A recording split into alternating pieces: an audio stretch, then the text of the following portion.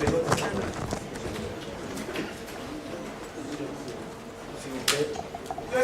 viva! Viva! Progressiste, viva! Viva! Progressiste, viva! Viva! Viva! Nous vaincrons! Nous vaincrons!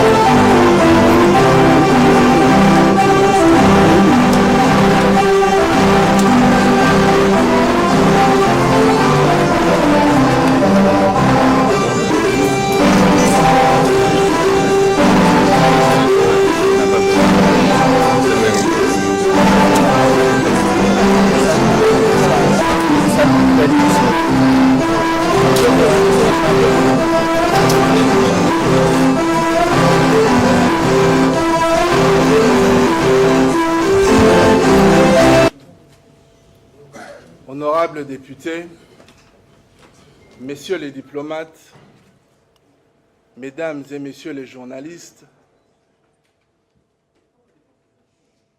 distingués invités, en vos titres et qualités, je vous remercie d'avoir répondu aussi nombreux à notre invitation. Si je me suis engagé en politique active il y a 10 ans, c'est pour mener la guerre à la pauvreté et aux inégalités. La corruption et les violences qui en sont les résultats bloquent le développement de notre pays. Si j'ai organisé la campagne d'Étienne Tshisekedi en 2011, c'est parce que je sais qu'il est possible de construire un Congo nouveau. Et que pour y arriver, nous devons restaurer la confiance des Congolais dans les institutions et les autorités publiques. Si nous avons créé le mouvement des progressistes, c'est pour arriver à un Big Bang politique pour tout changer en RDC. Tout changer signifie tourner la page d'un système politique qui tourne en rond et ne produit que pauvreté, corruption, concussion, inégalité et insécurité. C'est surtout changer pour toujours le regard d'un père et d'une mère sur ses enfants le matin. Si je suis candidat à l'élection présidentielle, c'est parce que je sais comment changer ce regard par des réformes majeures des politiques publiques que nous avons préparées. La RDC est aujourd'hui un pays malade. Malade de la pauvreté, de l'insécurité, malade de la corruption. La corruption qui crée de la pauvreté et qui prive l'État des moyens de donner à la population l'accès à l'éducation, à la santé publique, à la formation professionnelle, à l'eau, à l'électricité, à un logement décent, au transport public, au crédit et au financement nécessaires pour créer de la richesse et des emplois. Notre programme de réforme a 3 grandes priorités. La première, la sécurité des personnes et des biens, ainsi que la transparence absolue des affaires publiques, parce que la corruption tue nos concitoyens et détruit les finances publiques et notre économie. La deuxième, les emplois et entreprises pour la jeunesse, parce qu'elle est le quotidien et l'avenir de notre nation. La troisième, enfin, l'aide financière aux familles, parce que l'alimentation, la santé et l'éducation de tous sont les conditions de notre développement durable. Les 5 grands chiffres de notre programme de réforme de changement pour tous sont les objectifs suivants à atteindre en 5 ans.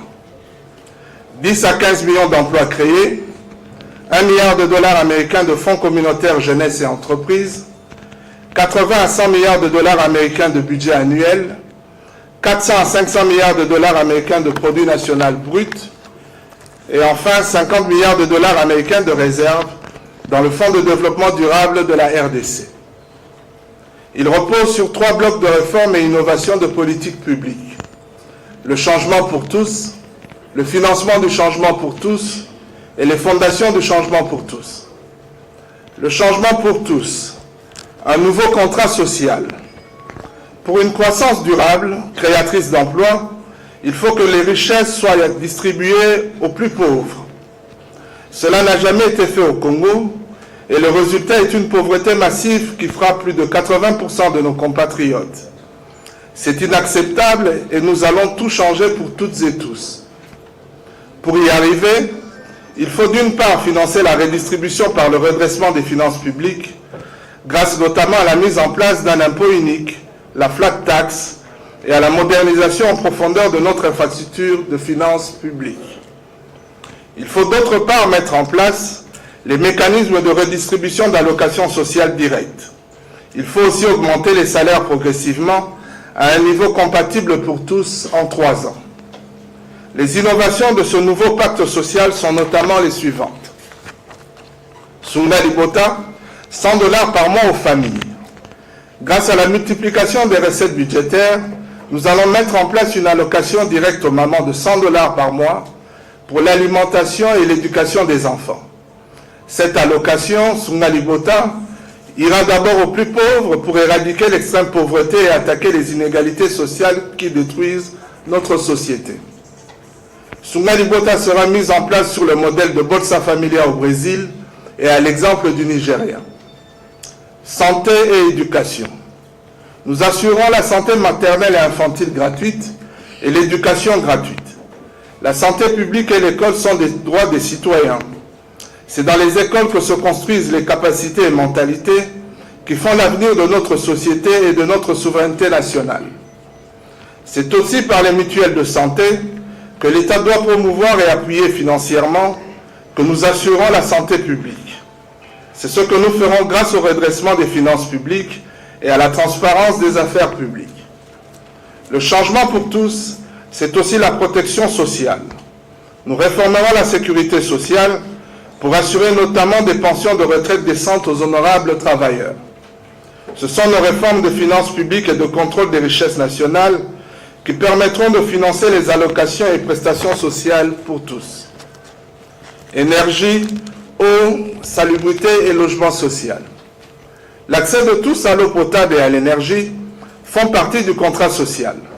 On paye ses impôts parce que l'État assure la fourniture des services publics. Nous procéderons au partenariat public-privé pour la mise en concession et délégation de services publics pour les déchets et leur valorisation, notamment la transformation en électricité des déchets.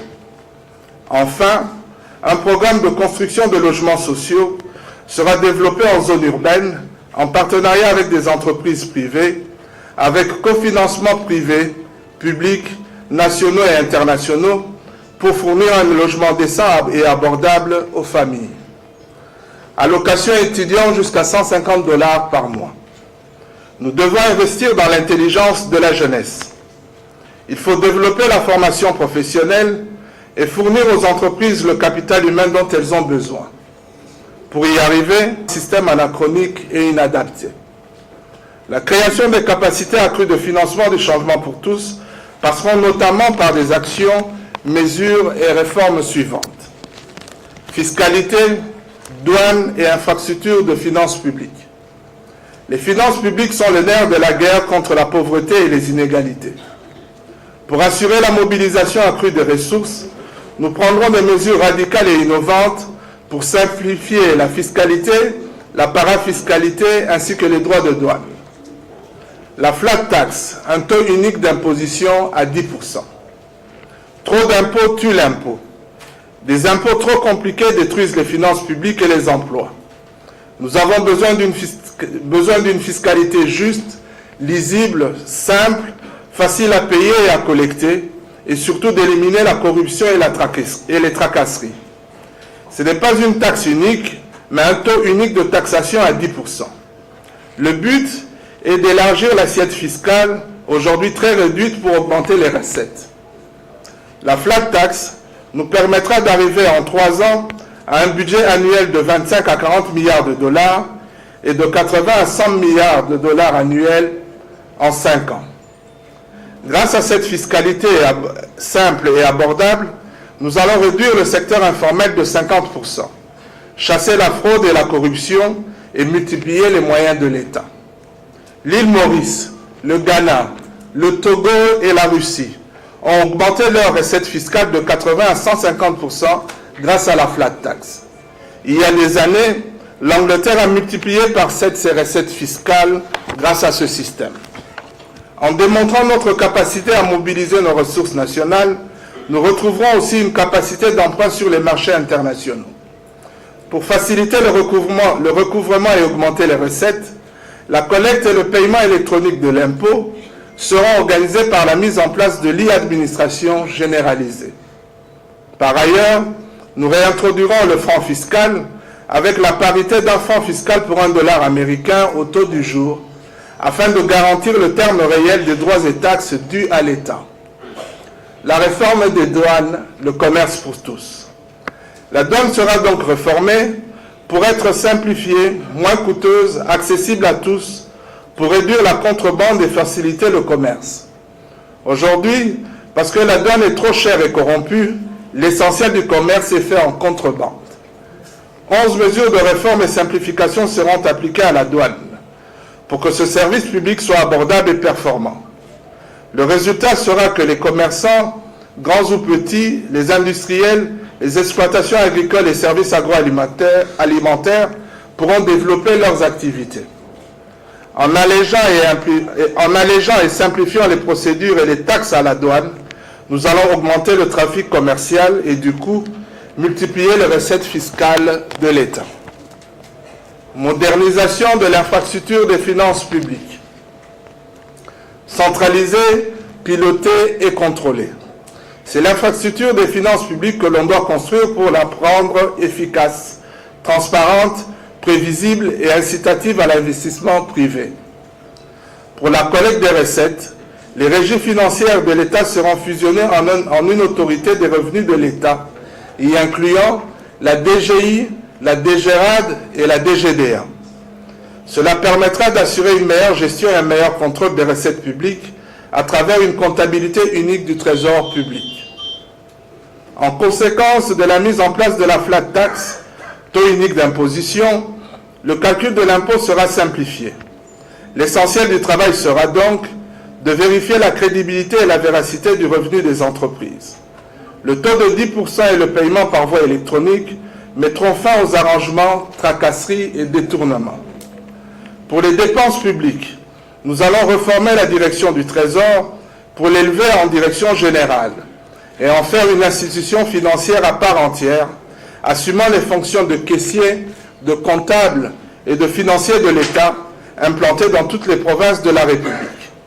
Ceci permettra de mieux canaliser les recettes, mieux contrôler et tracer les dépenses publiques. Le rôle de caissier de l'État sera donc retiré à la Banque centrale, qui devra se concentrer sur ses missions régaliennes de la banque des banques. L'État pourra ainsi compter sur sa banque centrale, son trésor public et les autres institutions financières pour financer le développement du pays. Avec rigueur et discipline, responsabilité et transparence, nous conduirons une politique budgétaire de relance par le recours responsable au déficit budgétaire, par l'emprunt national et international pour financer les grands projets d'investissement de l'État et des mesures de redistribution, qui permettront d'une part d'accélérer la croissance économique et d'autre part à alimenter les finances publiques. Pour renforcer le contrôle des dépenses et paiements, nous introduirons la technologie blockchain dans l'administration des finances publiques qui permet la traçabilité totale de tous les fonds publics. Le Fonds de développement durable RDC. Ce fonds sera financé notamment par une partie des revenus de l'exploitation des ressources naturelles minières, ainsi que par la mobilisation des financements internationaux contre le changement climatique. En effet, la RDC, avec 45 millions d'hectares de forêt et 96 500 km² de tourbières, est le deuxième poumon de la planète après l'Amazonie. Le pays doit valoriser ce patrimoine environnemental à travers l'émergence d'une économie verte. L'introduction des plateformes obligatoires de transactions de minerais contribuera aussi à la capitalisation du fonds. Ce fonds de développement durable sera co-géré par l'État et des partenaires institutionnels internationaux, privés et publics. Ainsi, la régularité de ces opérations sera soumise au contrôle parlementaire et la surveillance étroite de la haute autorité de transparence des affaires publiques. En plaçant ces revenus sur les marchés internationaux, en investissant dans notre économie et nos entreprises, et en faisant appel aux investisseurs internationaux, nous visons une capitalisation de 50 milliards de dollars en 5 ans.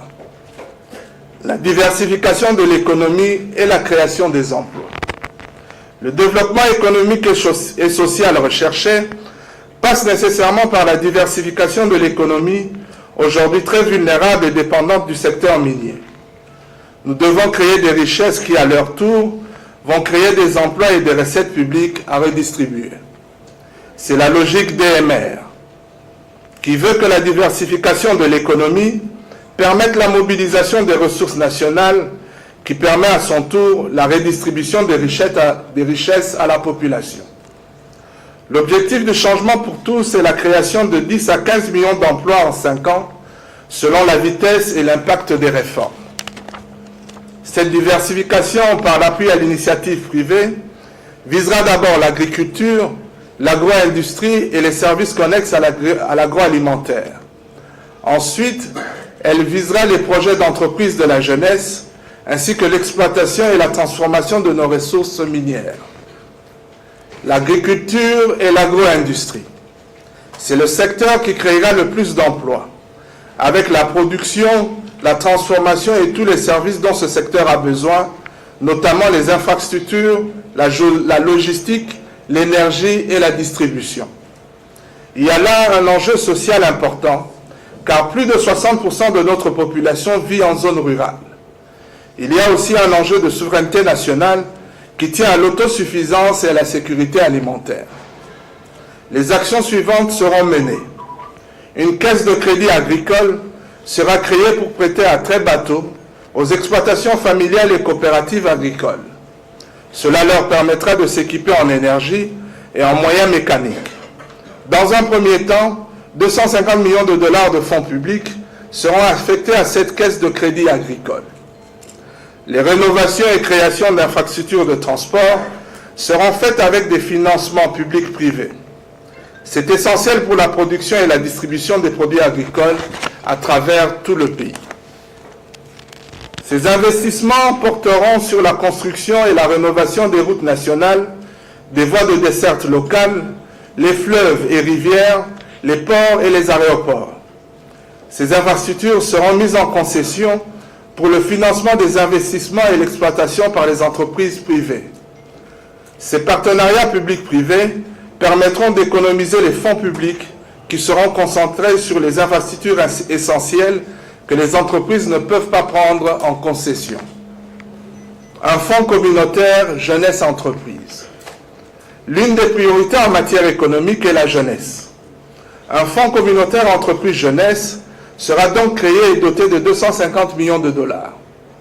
Des prêts d'honneur seront attribués aux projets d'entreprise portés par les jeunes d'un montant de 5 000 à 50 000 dollars.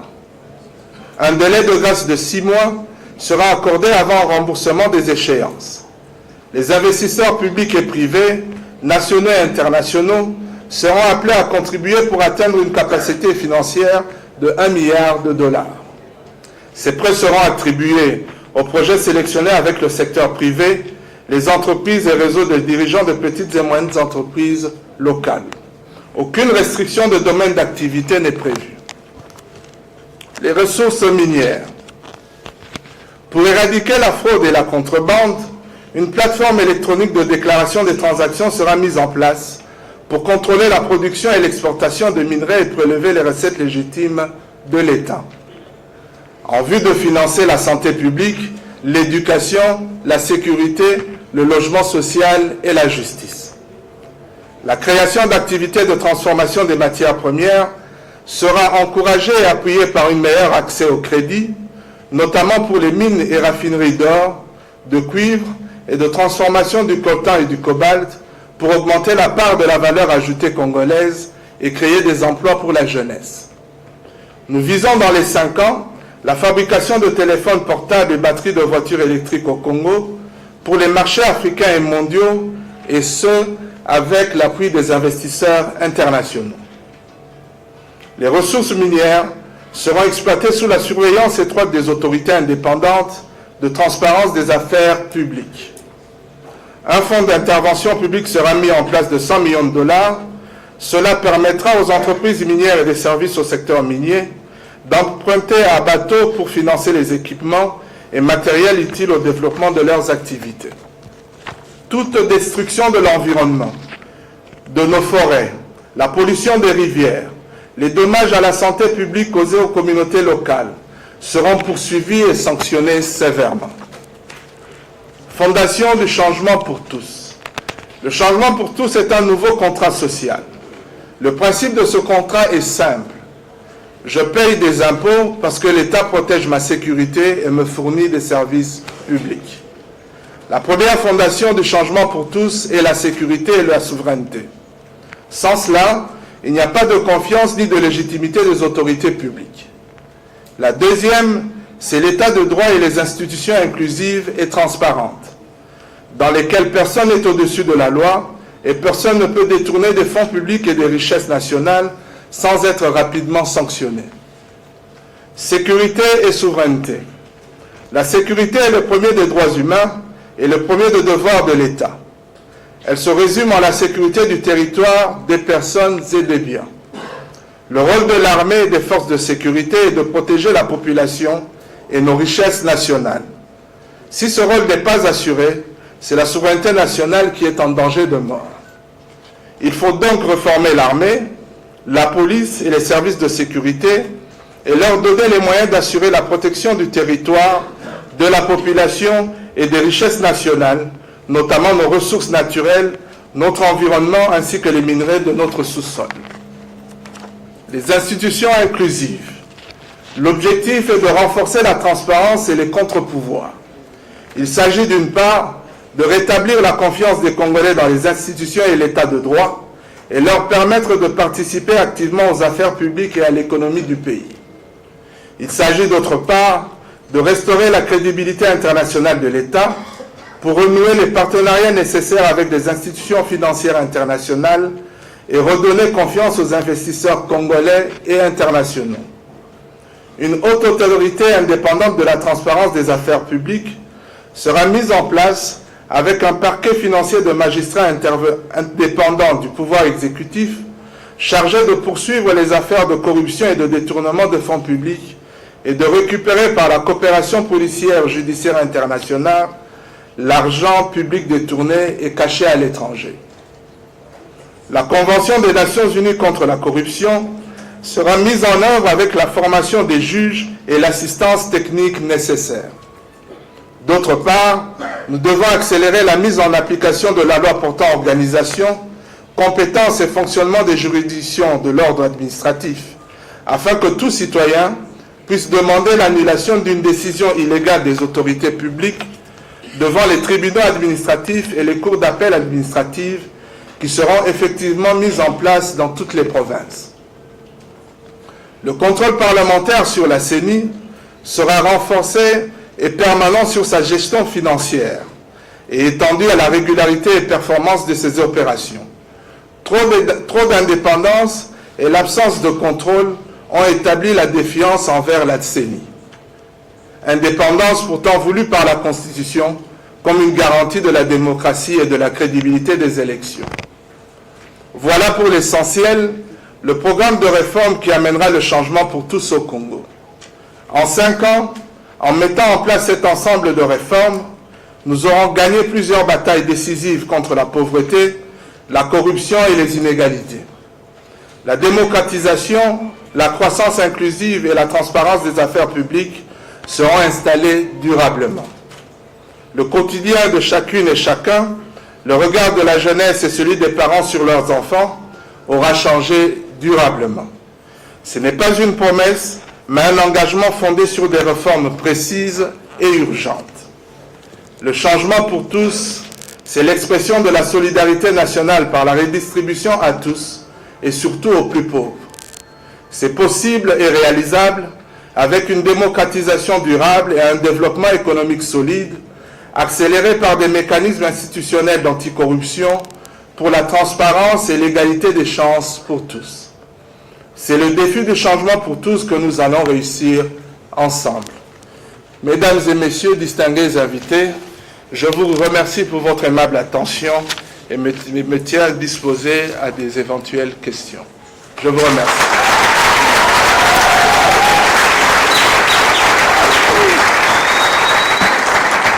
Aux fonctionnaires, 25 à 40 milliards de dollars annuels l'expression du budget du pays.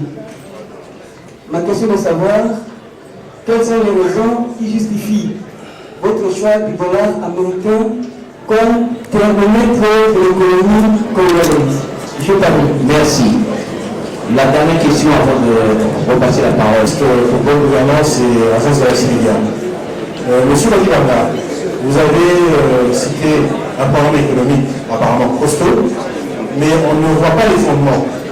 Vous ne dites rien sur ce que vous allez faire au niveau spécialement de l'administration qui est censée gérer la population. On n'a rien dit, par exemple, on n'a rien dit peut-être sur la possibilité d'identifier les Congolais par des cartes d'identité. On n'a pas précisé que si vous allez faire aussi un recensement, parce que jusque-là, vous ne pouvez pas me dire à combien nous sommes. Et de l'autre côté aussi, comme la plupart des candidats, on n'a aucun mot pour la diaspora, qui est en fait le premier bailleur de fonds des Congolais vivant dans le pays. Qu'est-ce que vous prévoyez aussi en matière de politique pour la diaspora? Merci. Merci. Remettez le micro à la dame qui est là. Alors, je demanderai aux gens qui sont ici d'aller derrière, parce que je remettrai après le micro à ceux qui sont assis. Parce que là, c'est pas possible. On ne peut pas se mettre toutes ces questions. La première question, c'est sur la motivation. Je l'ai bien dit dans mon exposé tout à l'heure, nous nous rendons tous compte que la situation de notre pays est désastreuse. Ce pays est vraiment malade.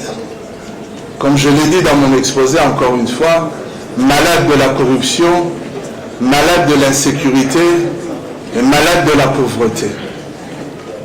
Voilà les motivations qui me poussent aujourd'hui à poser ma candidature.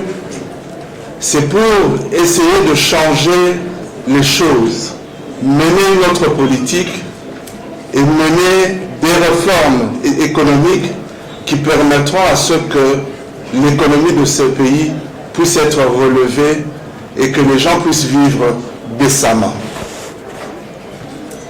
La deuxième question, elle a eu trait aux chiffres. Et le journaliste a posé la question de savoir pourquoi est-ce que le dollar est le thermomètre de l'économie. C'est une question de réalité. Notre économie aujourd'hui est dollarisée. Qui ne le sait pas? Même le prix du transport, quand le dollar est en train de monter, le coût du transport aussi change dans la rue.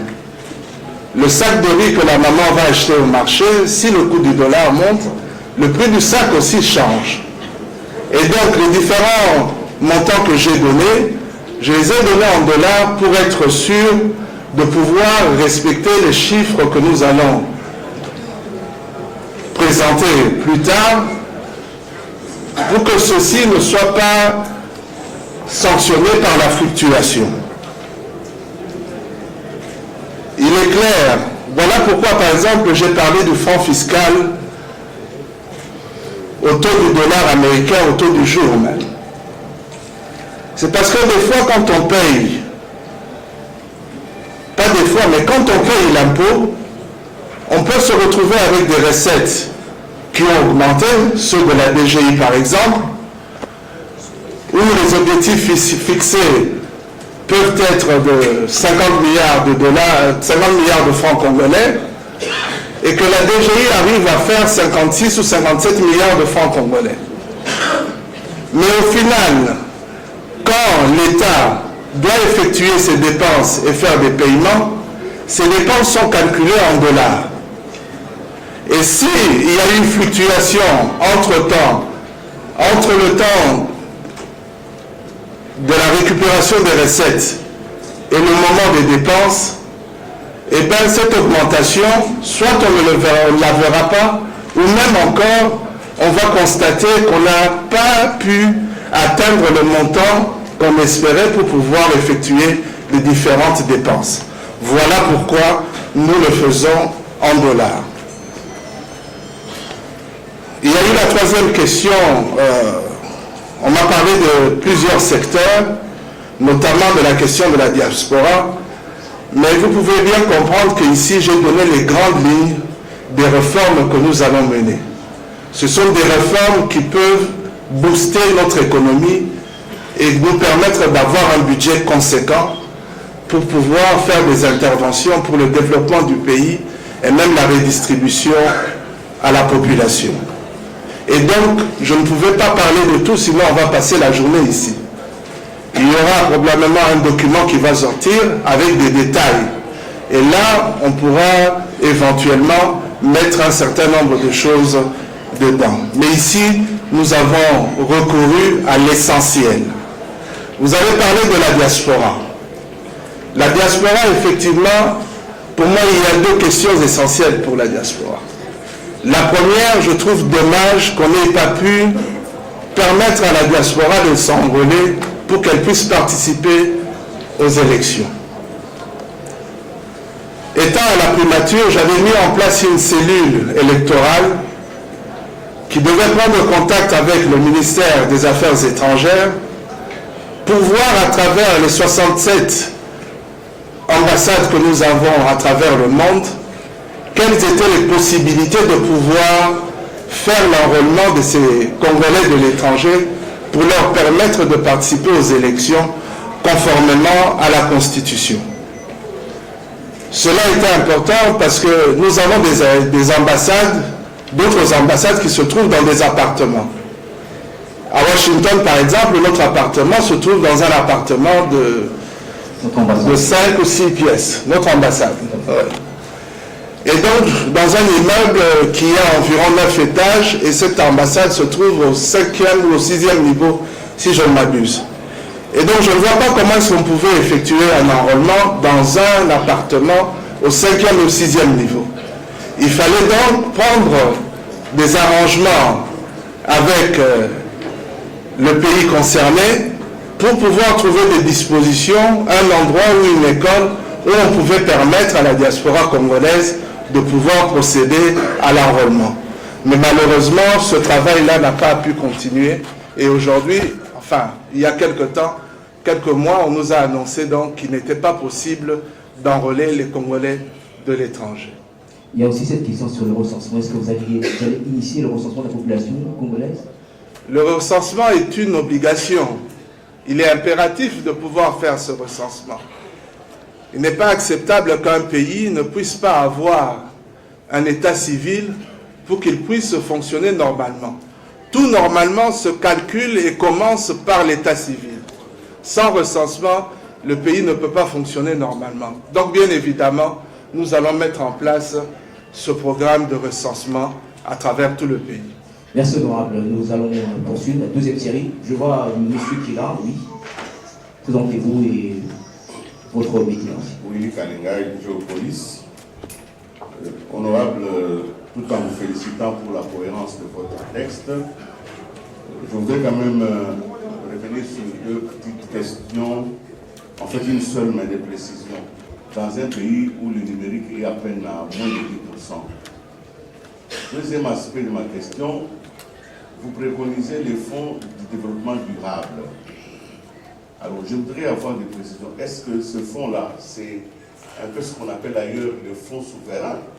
Si c'est le fonds souverain, dans certains pays, si le fonds durable est le fonds souverain pour vous, je ne vois pas comment nous allons le placer à l'international. Parce que les pays qui ont accepté le fonds souverain en l'utilisant dans les ressources naturelles ont placé ces ressources sur le plan international pour que le jour où il n'y a plus de ressources naturelles, ces fonds aient produit des bénéfices comme le fonds du Qatar, comme le fonds cohésien, etc.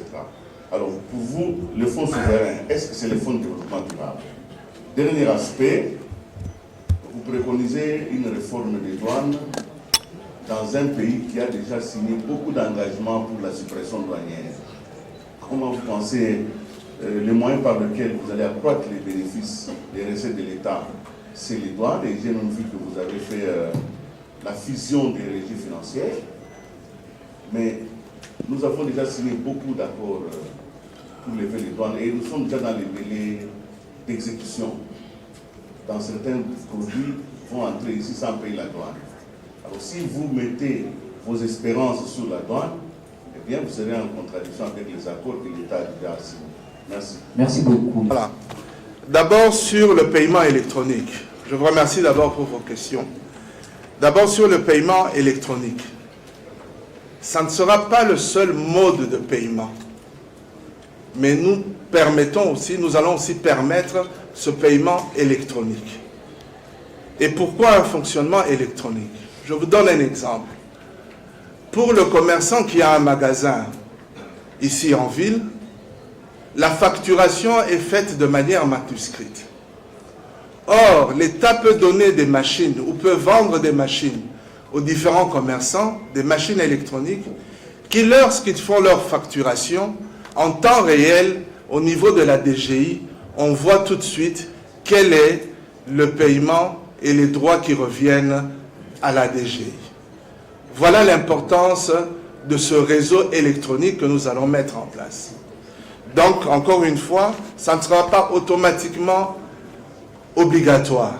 Mais cela, c'est pour nous permettre de mieux contrôler les recettes de l'État et surtout les paiements dus à l'État.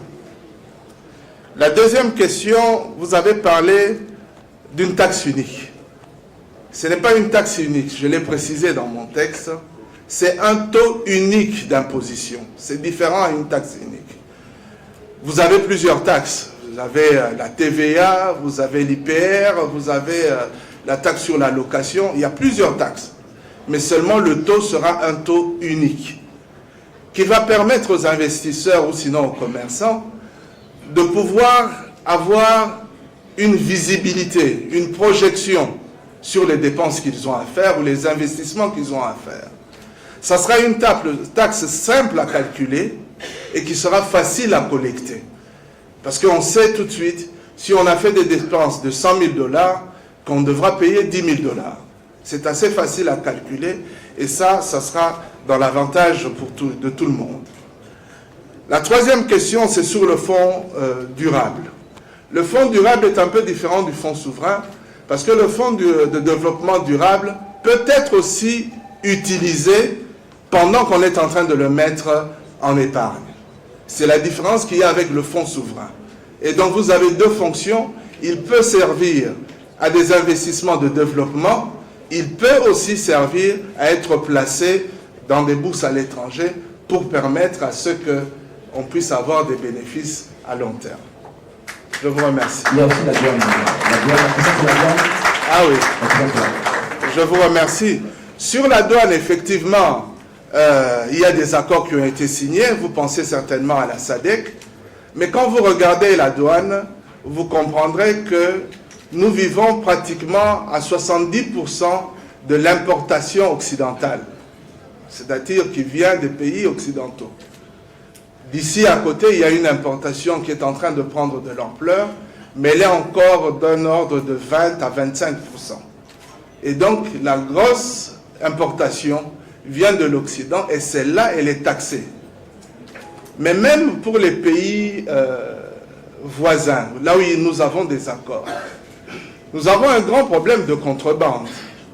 Vous savez, la DGDA a la possibilité d'avoir les statistiques des pays de la SADC, par exemple. Et donc, ça peut nous donner un exemple. Vous avez la Zambia Sugar, c'est la société qui produit le sucre en Zambie, qui exporte beaucoup sur le Congo, à travers Kasumbalesa, par exemple, à Lubumbashi. Mais en regardant les statistiques, on se rend compte que les douanes, la DGDA ne perçoit que 20% des exportations de ce produit consommable qui est très consommé, qui est le sucre. Et donc les grands importateurs aujourd'hui rechignent à importer le sucre parce que tout passe en contrebande. Et donc voilà pourquoi il faut diminuer le coût des droits pour minimiser la possibilité d'avoir de la corruption et bloquer la contrebande qui est en train de tuer complètement notre économie. Merci honorable. Il y a deux dames qui ont le micro, on me signale. Alors, je commence par la dame qui est là. Oui. Présentez-vous et... Merci beaucoup. Je suis Gina, sujet belge, puisque jusque-là, nous n'avons pas de preuve que vous avez recouvré la nationalité congolaise. Est-ce que vous ne craignez pas que votre candidature soit invalidée? Et puis, une dernière question. Est-ce que M. Sami Badibanga croit en l'unité ou à une candidature commune de l'opposition? Merci. La question de madame, avant que le candidat... Madame. Oui, merci, c'est Sylvie Bongo. Les deux questions de Sylvie. Je vois, on insiste sur la question de nationalité.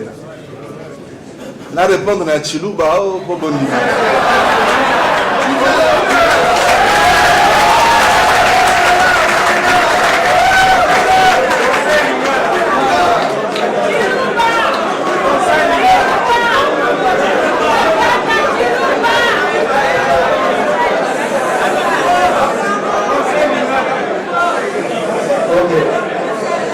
Va répondre en français puis en lingala. Parce qu'il y a les deux questions en français puis en lingala. Est-ce que vous pouvez d'abord me rappeler les questions en français? Comme ça, je réponds. Alors, la première question, c'était est-ce que vous avez des réformes à initier? Est-ce que vous êtes sûr d'avoir une majorité parlementaire? Voilà. Et puis, la question de la nationalité. Vous êtes belge? Vous êtes congolais? Vous êtes italien? Vous êtes américain? Voilà la question. Ça sera la question français et puis lingala. Pourquoi pas rwandais? Pourquoi pas? Pour l'Afrique aussi. Non, voilà. La candidature commune aussi. D'accord. Voilà, pour ce qui est de la majorité. Nous allons vers des élections. Et j'espère bien que nous aurons ces élections le 23 décembre 2018 comme prévu. C'est une compétition démocratique. J'espère bien que nous allons avoir cette majorité parlementaire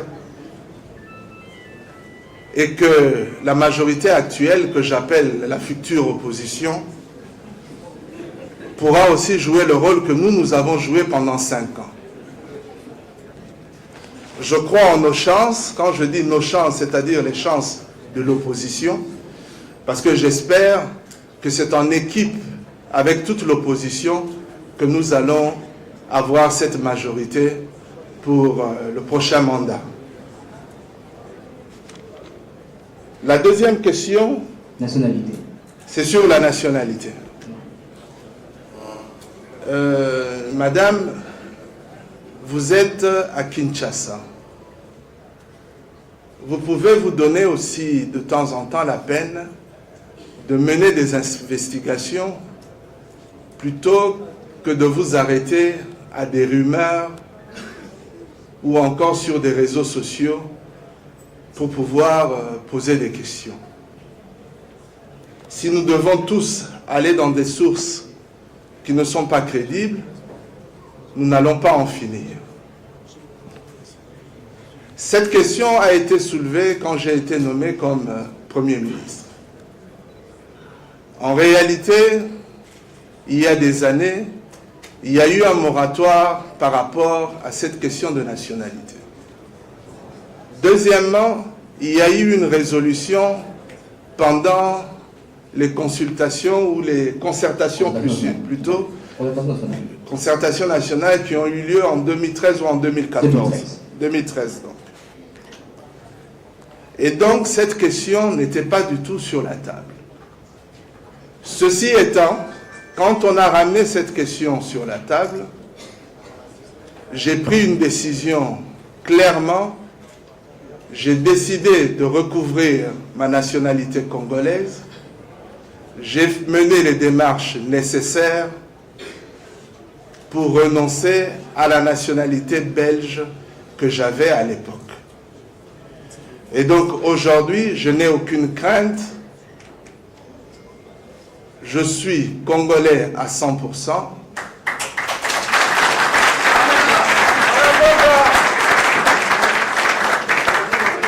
Et d'ailleurs, parmi les conditions pour pouvoir déposer sa candidature à la CENI comme candidat président, vous devez présenter votre certificat de nationalité. Pensez-vous que la CENI est mieux outillée que le ministère de la Justice ou encore que Nanga est plus sévère que Tambwe? Je crois que Tambwe, vous le connaissez bien, vous les journalistes particulièrement. Et donc vous pouvez être tranquille. Je suis congolais à 100%. Mais ceci étant, je l'ai déjà dit dans d'autres lieux, je suis personnellement pour l'irrévocabilité de la nationalité d'origine. C'est-à-dire qu'un Congolais d'origine ne devrait pas perdre sa nationalité, même si il arrive à obtenir une nationalité étrangère.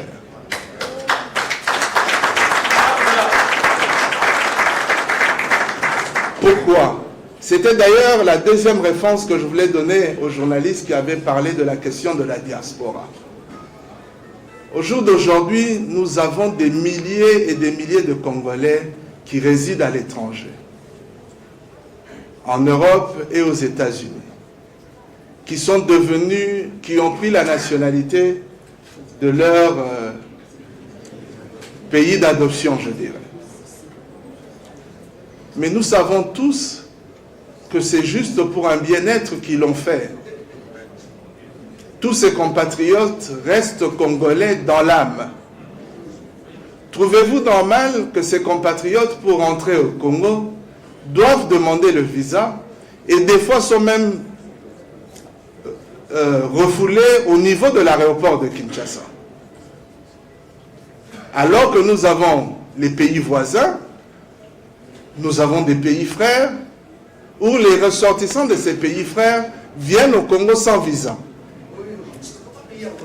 Deuxième élément, tous ces compatriotes ont eu des enfants. Il y en a qui ont terminé des études, il y en a d'autres qui sont encore en bas âge. Mais c'est de la matière grise que nous laissons partir.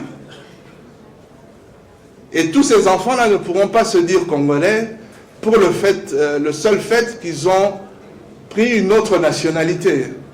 Je trouve ça aléatoire. Dans des pays comme les États-Unis, on trouve que c'est un avantage d'avoir la double nationalité. Je me rappelle, il y a quelques années, Madame Albright, on l'a appelée même dans son pays d'origine pour lui demander de concourir aux élections présidentielles. Nous avons le président Obama, tout le monde sait qu'il est, j'allais dire américain de 100 à 25%, je crois. Il est à 50% kényan. Donc il y a plusieurs exemples que nous pouvons donner et je pense que cette question est vraiment aberrante et qu'il faut arriver à accepter que les Congolais d'origine ne perdent jamais leur nationalité. Honorable Montuna Wanana Lingala maintenant, les deux questions de nationalité. Or, dans votre programme de réforme, vous insistez encore davantage sur le franc fiscal, qui est indexé sur le dollar. Donc ma première question, est-ce que vous ne voyez pas que le franc fiscal indexé sur le dollar contribue davantage à dollariser l'économie nationale? Parce que tout se fait en fonction de ce franc fiscal-là. Deuxième petite question, c'est qu'est-ce que vous ne trouvez pas, surtout vous qui êtes un homme d'affaires, que le franc fiscal induit une injustice grave? Parce que si vous livrez à l'État, par exemple, pour 1 700 000 francs, ce qui équivaut à 1 000 $ aujourd'hui, et que l'État vous paye après une année, et que là, entre-temps, la monnaie a perdu 50% de sa valeur, ça veut dire que l'État vous paiera toujours en francs congolais vos 1 700 000 francs. Donc vous aurez en réalité la moitié de ce que vous aurez dû avoir. Alors que si vous devez à l'État, l'État indexe ça immédiatement sur le franc fiscal. Même si vous payez après autant d'années, on tiendra compte du taux de dollar. Il y a une injustice grave qui est faite surtout aux hommes d'affaires comme vous. Pourquoi alors vouloir maintenir le franc fiscal au lieu de le supprimer et trouver des mécanismes pour créer une monnaie réelle? Sur Twitter, on discute beaucoup. Vous revenez toujours sur la transparence. Merci. Merci. Donc ça, c'est la grande dernière série. Alors le candidat Samy Badibanga va répondre à ces questions. Je suggérerais qu'on commence par les questions économiques pour chuter ou terminer avec les questions politiques pour essayer de... Et après, nous allons répondre à ces questions. Il y a une question qui a été oubliée, je veux rappeler. Mais on commence par les questions économiques et après, on va conclure avec les questions politiques. Merci à vous. Ok. Je vous remercie pour vos questions. Questions économiques d'abord, avec les deux questions de M. Bella. Oui. Effectivement, à terme, il faudrait combattre cette question de dollarisation de l'économie. Mais il faut se donner les moyens de pouvoir combattre cette dollarisation. Elle est tellement ancrée dans notre système et dans notre économie qu'aujourd'hui, avec les moyens de bord qu'a l'État, l'État ne pourra jamais combattre, ne peut pas combattre en tout cas cette dollarisation au jour d'aujourd'hui. Ça va complètement noyer l'économie. Nous allons revenir à des sacs et des tonnes de billets de francs congolais. Et je pense que la meilleure des choses, c'est d'abord de relever l'économie et ensuite à s'attaquer à cette dollarisation que nous vivons dans notre pays. Le franc fiscal, effectivement, vous avez raison. Ici, j'ai parlé en me mettant du côté de l'État congolais. Même l'État congolais, actuellement, est en train de perdre. Parce que, comme je l'ai expliqué tout à l'heure, entre le moment où on a les recettes en francs congolais et les dépenses que le gouvernement doit faire, les dépenses se font en dollars, sont calculées en tout cas au taux du jour, même si cela est présenté en francs congolais. Et donc l'État est en train de perdre de l'argent.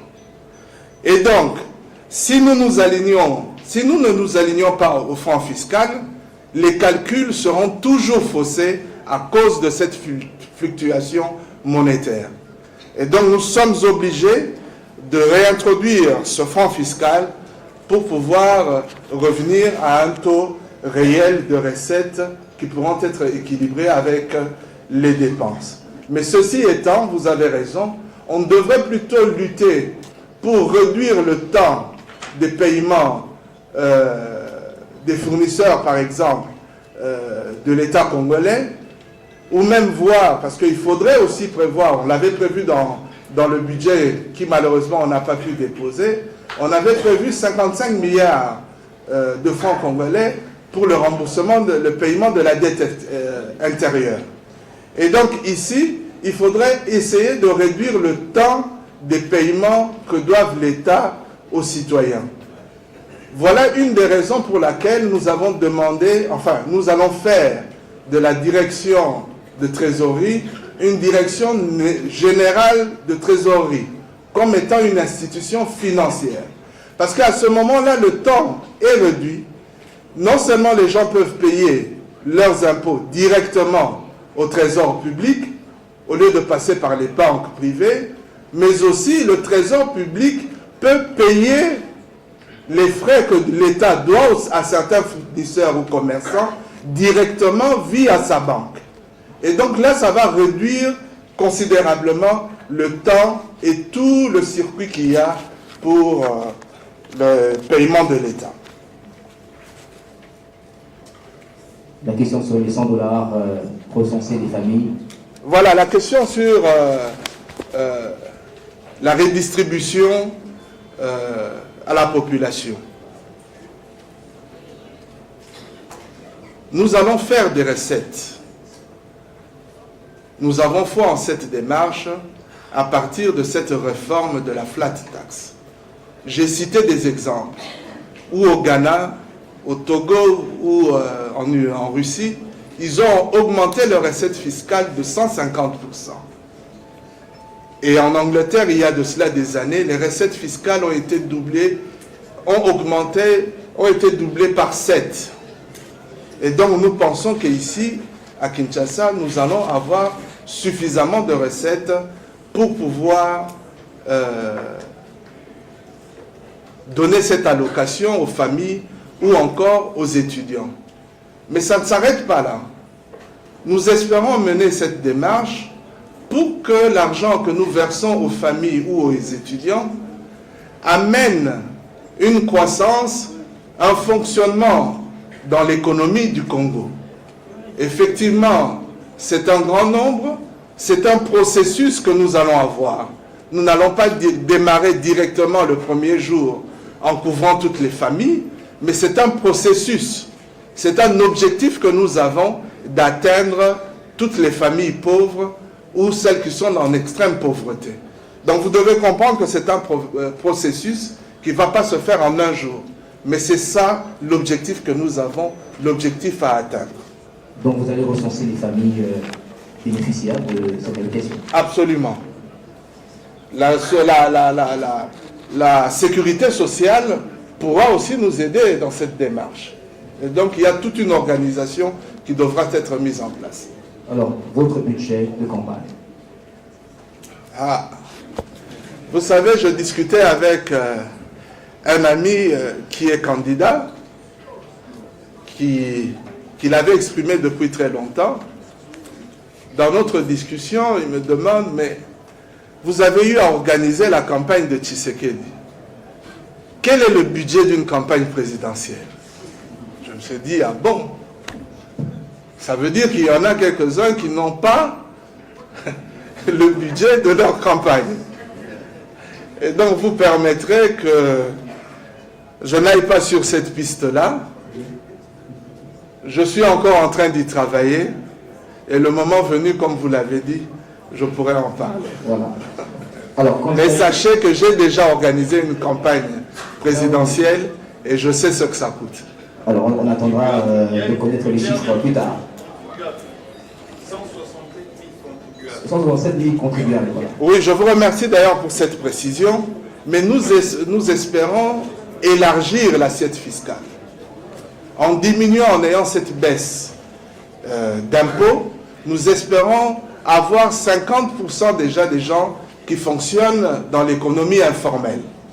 Et donc ça pourra élargir cette assiette fiscale. Sur les 167 000 contribuables, est-ce qu'ils contribuent honnêtement? Vous savez aussi bien que moi que non. Et donc nous allons baisser ce taux d'imposition pour éviter qu'il y ait encore de la corruption et des détournements, mais que les gens viennent directement payer leurs contributions au niveau du trésor public. Et ça va activer les recettes de l'État et nous permettre d'avoir plus d'argent à récolter.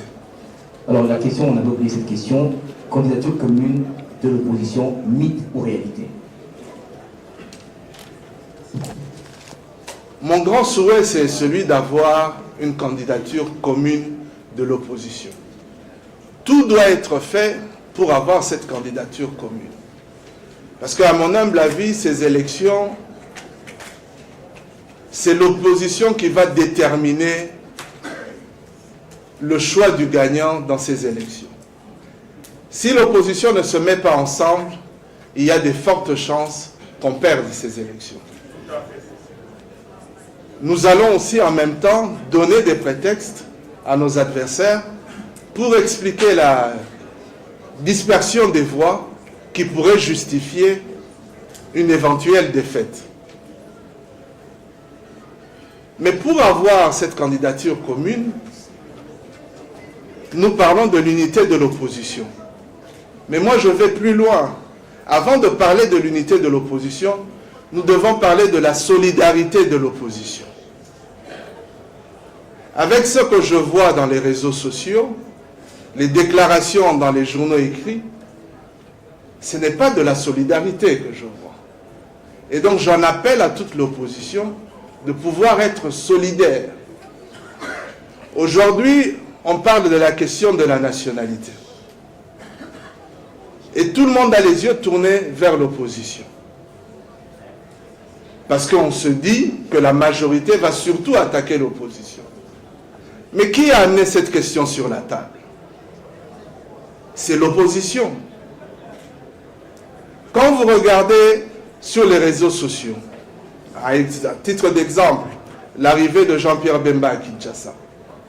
Mais j'ai vu jusqu'à des insultes sur les réseaux sociaux, venant des militants se disant de l'opposition. J'ai lu encore dans un journal ce matin la déclaration d'un acteur politique qui déclare « Je ne supporterai que le candidat de mon parti politique ». J'évite de citer les noms ici. Mais avec des positions pareilles, je me pose la question effectivement, si nous arrivons à une candidature unique. Pour ce qui est de ma part, je veux vraiment de tout cœur arriver à un candidat commun de l'opposition. Alors, vous allez à des élections. Est-ce que ces élections seront crédibles alors qu'on parle aujourd'hui de machines à voter, on parle de 10 millions d'électeurs fictifs? Vous allez à ces élections, M. Mbenganga? En politique, on dit qu'il faut rendre possible ce qui est nécessaire. Il faut que les élections soient crédibles. Elles doivent aussi être apaisées, mais elles doivent aussi être inclusives. Vous avez parlé de la question de la machine à voter. La machine à voter pose réellement un problème. Sur le plan légal, c'est une machine électronique, bien qu'on l'appelle juste machine à voter ou qu'on essaie de faire croire que c'est une imprimante, c'est vraiment une machine électronique. Parce que cette machine, à la fin du vote, doit transférer les résultats à une centrale. Comment va-t-elle transférer ces résultats? Électroniquement. Il y a un modem forcément dans cette machine. Mais comment peut-on prétendre que ce n'est pas une machine électronique? J'ai eu une discussion il y a de cela 6 ou 7 mois avec l'ambassadeur coréen. Je lui ai posé la question clairement, comment appelle-t-on cette machine en Corée? Il m'a répondu en anglais, Electronic Machine Vote. Donc c'est clair que c'est une machine électronique. Pour ce qui est du fichier électoral, la loi effectivement permet à ce qu'on puisse enrôler des électeurs sans empreinte. Mais de là à arriver à 7 millions ou 10 millions d'électeurs sans empreinte, comprenez qu'il y a un problème. Et donc cette deuxième question doit aussi être réglée. Il faudrait qu'il y ait des discussions entre les acteurs politiques et la CENI. Nous devons trouver un consensus.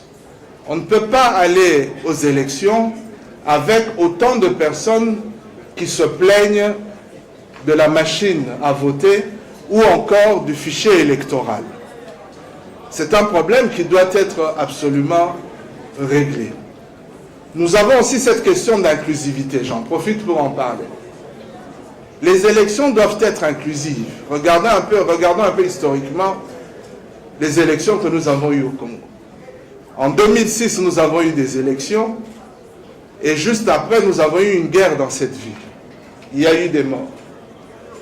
En 2011, nous avons eu des élections, mais il y a eu aussi beaucoup de morts. Nous n'allons pas continuer comme ça. Le président Kabila a pris une sage décision en décidant de respecter la Constitution et ne pas se représenter aux élections. Maintenant, c'est une question de choix qu'il faut faire. Soit appliquer la loi ou le droit dans toute sa rigueur, mais vous savez, le droit, c'est une question d'interprétation. Le juge et l'avocat n'ont jamais la même interprétation de la loi. Soit, nous devons plutôt mettre en avant la paix, la cohésion nationale et donc l'inclusion.